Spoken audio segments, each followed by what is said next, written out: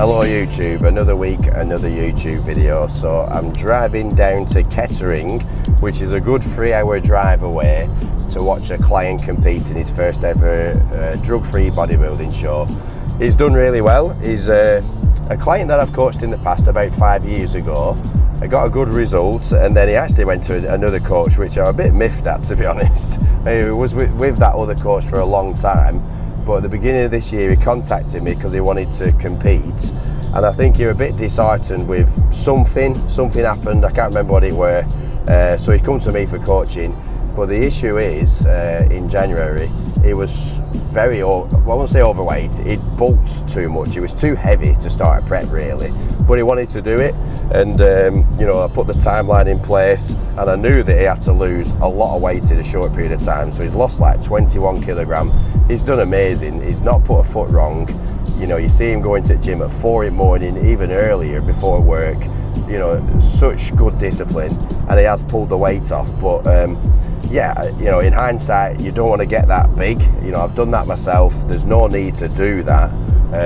You just have to, it just makes the diet longer and more aggressive, and you can actually lose muscle in the process. I don't think that's happened with Robbie, but you know, and I think, you know, bulking to that degree can help you in a way, get stronger than ever.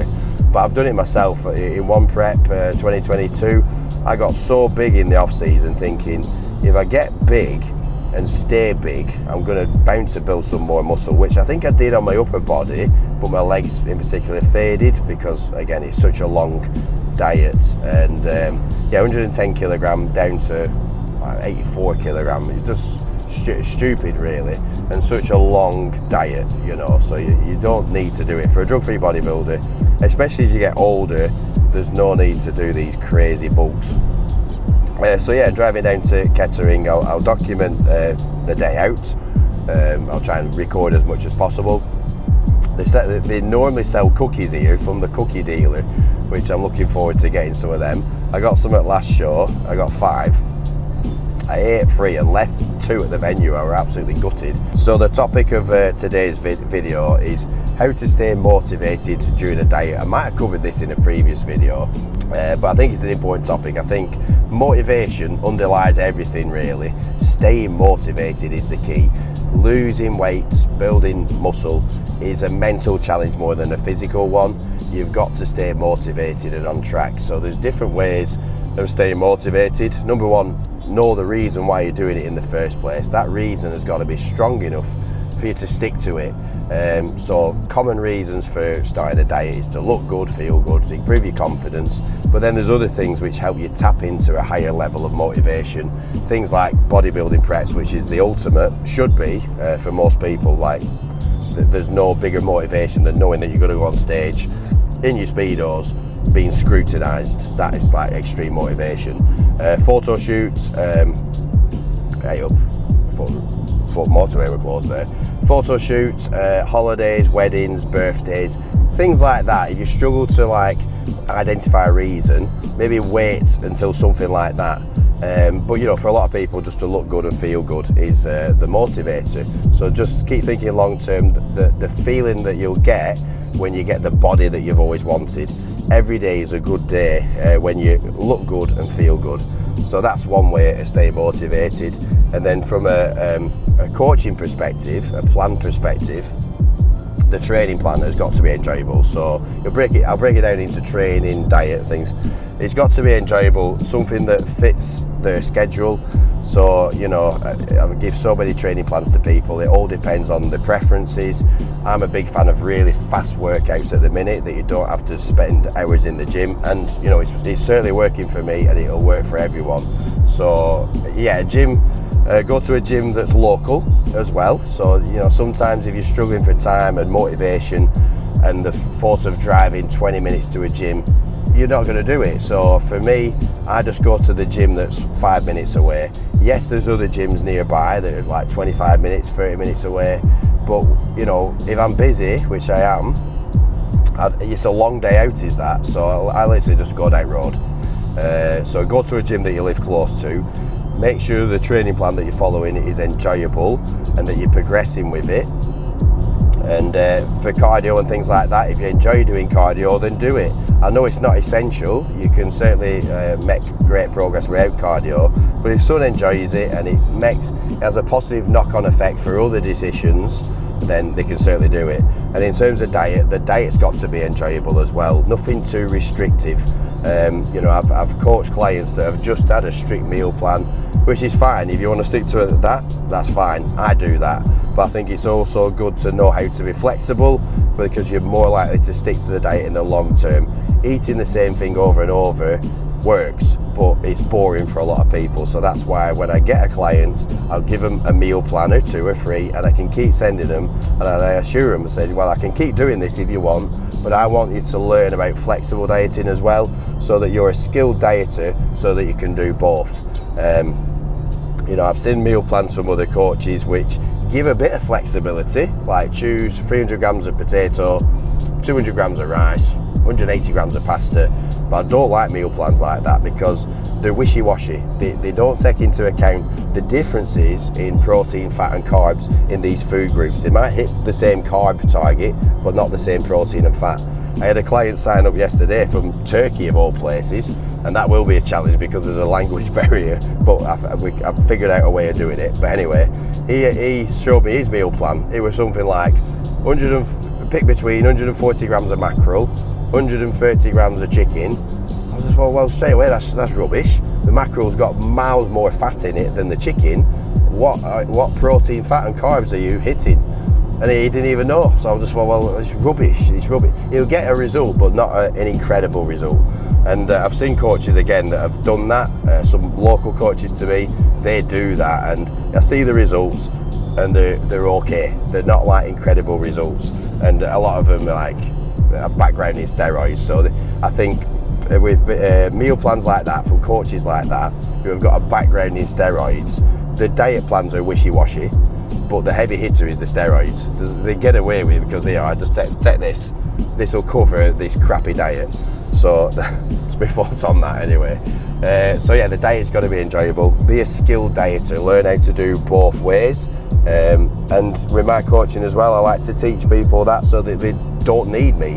I like to, I lead by the front to start with. There's your meal plan. I can keep giving you meal plans, but I want you to learn it. Almost create your own meal plan, because then you won't need me, and then you'll be able to do it yourself. And I don't know if that's the sign of a good coach. Literally coaching someone so they don't rely on you. It's bad for business, but good for the client. So other ways of staying motivated. You got to feel good at it. So that's where. The other way to stay motivated is to get a coach. The accountability from getting a coach is massive. I've experienced it myself, and some of my other clients where they know what they're doing, but you're more likely to do it and stick to it if you've got a coach. That accountability is massive.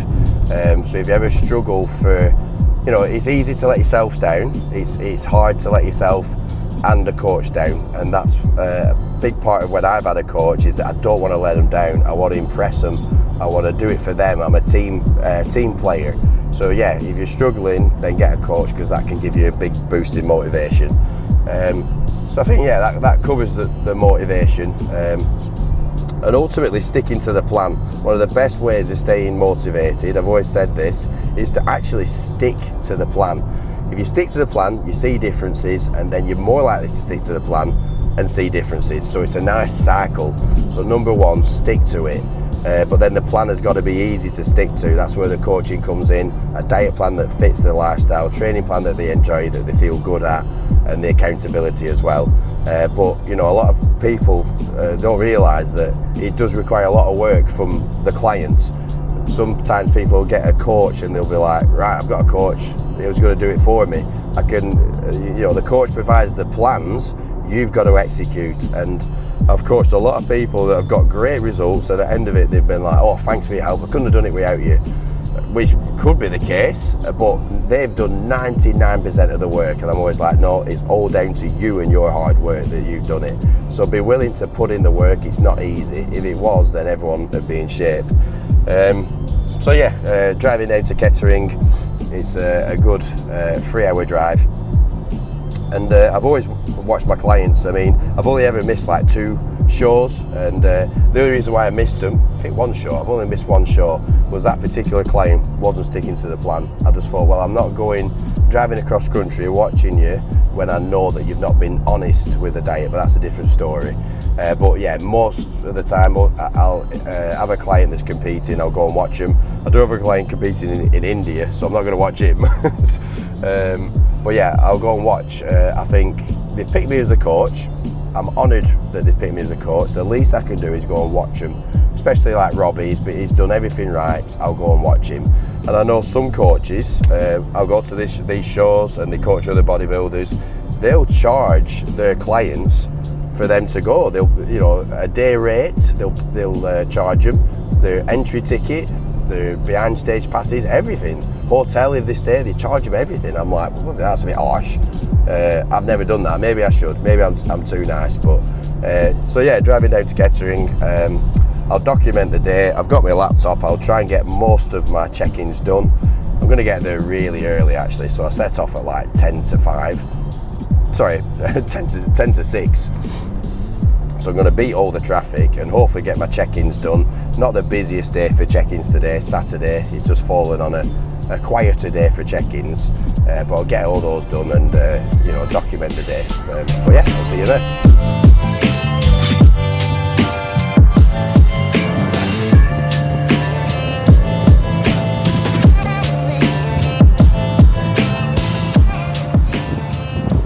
That were very strange. Did you see that? They were all like the same car. a barf. I don't know. What a weird name for a car. A barf. Very odd. So I've just stopped at the services. I've got about another 100 miles to go. And you just saw all them weird cars there. I don't know what that were all about. So this is what I've got. I'll just spin the camera around. Move it down. So yeah, obviously not dieting anymore, but I'll always like just pick high protein things. It's just, I like to just cover my bases. So it's a decent meal there. Chicken and rice, and then a sweet chili chicken wrap. Went to Waitrose. So every time I look for services, I'll either look for a Waitrose or a Marks and Spencer's because the food's always really good. Protein bar and a protein shake, and obviously there'll be food at the venue as well. Some of them protein cookies. So I know that that's just going to be a lot of fat and carbs. So I'm just going to hit a fair bit of protein with this and later on as well. And another thing, a bit off topic, I was tempted to buy like a Monster energy drink there, but my caffeine intake recently is in a really good spot. At one point it was just out of control, having way too much. So I'm having a couple of Red Bulls a day now, which is hardly anything. It's like about 160 milligrams of caffeine. So I'm in a really good spot now, and then eventually it'll just go down to one Red Bull, and I'm hoping just to cut it out completely. I think for me and my addictive personality, I've been addicted to caffeine, which isn't like that bad, I suppose. But I'd like to not be addicted to anything really, just to improve my sleep and have really good quality sleep. And yeah, just gotta be careful with things like caffeine, pre-workout powders. I'd like to cut them out completely. So yeah, I just thought I'd mention that.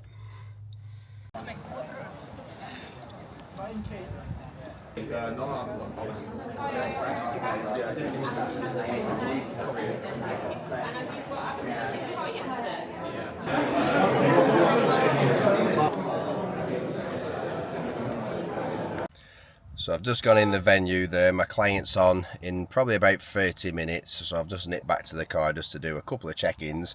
I just bought some cookies. So the cookie dealer, it's called. I got a full bag here. 5 for 20 quid. I got some at the last show that I went to. I ate 3 of them and I left 2 at the venue. I was absolutely gutted because I drove back. And I said to my girlfriend Brogan, I said, oh, we'll have them cookies after. I'll put them in the microwave, heat them up a bit. Checked in my bag and I'd left them, so I'm gutted. So I certainly won't make that mistake this time. But yeah, there's 12 in his class. It looks like there's loads of people here. And yeah, I'll just get some footage whilst he's on stage. Hopefully he'll do well. Like I say, it's not always just the result, it's the actual prep and how he's handled it. And he's done like amazing at the prep. So he should be proud regardless of the result. So let's see how he does.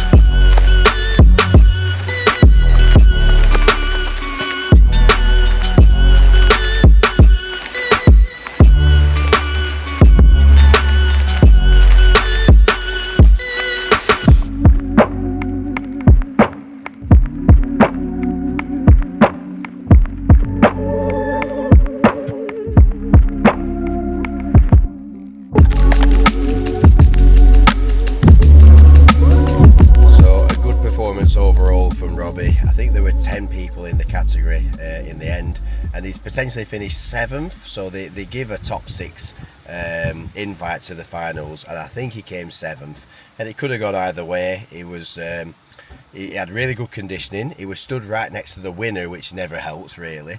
And it's all just opinions, the way that they jumble people around. They didn't give people that long on stage really, not many comparisons, but he had some really strong points. His hamstrings were good, his posing was perfect, he was smiling, he was enjoying it. So I think, yeah, that's got the ball rolling. A great experience, a tough category, and I think he's pleased with it. You know, he said it settled his nerves, and he's got another show in 4 weeks for the UK, the FBA, and it was great to meet his partner Ellie, and also his friend as well.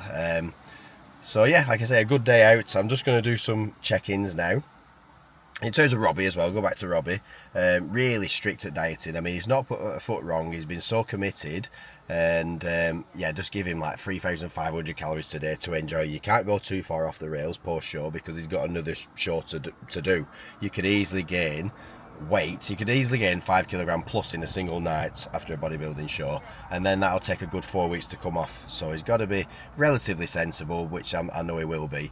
And he's just got the bug. He loves bodybuilding. I can tell he's got a real passion for it. His posing routine was amazing, and he should be proud of his result.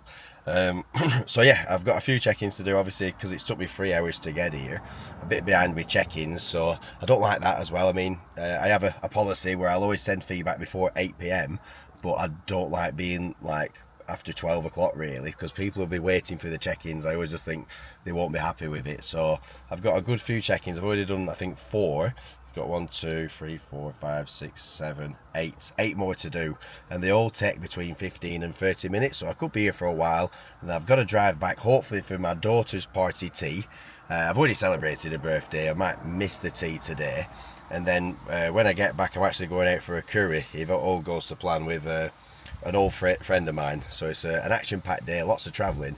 So I get these check-ins done and then head back.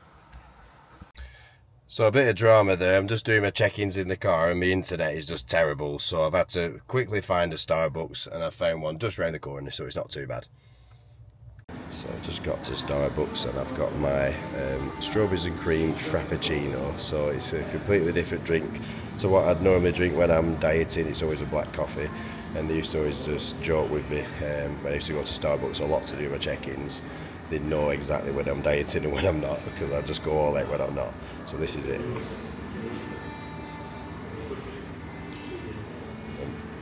Amazing drink. It's probably got about 700, 800 calories though, but I'm not too concerned. This is Pollard, my old schoolmate. If I'm good at bodybuilding, he could have been even better. So we used to train with each other, and he was stronger than me. Same year at school, proper athlete.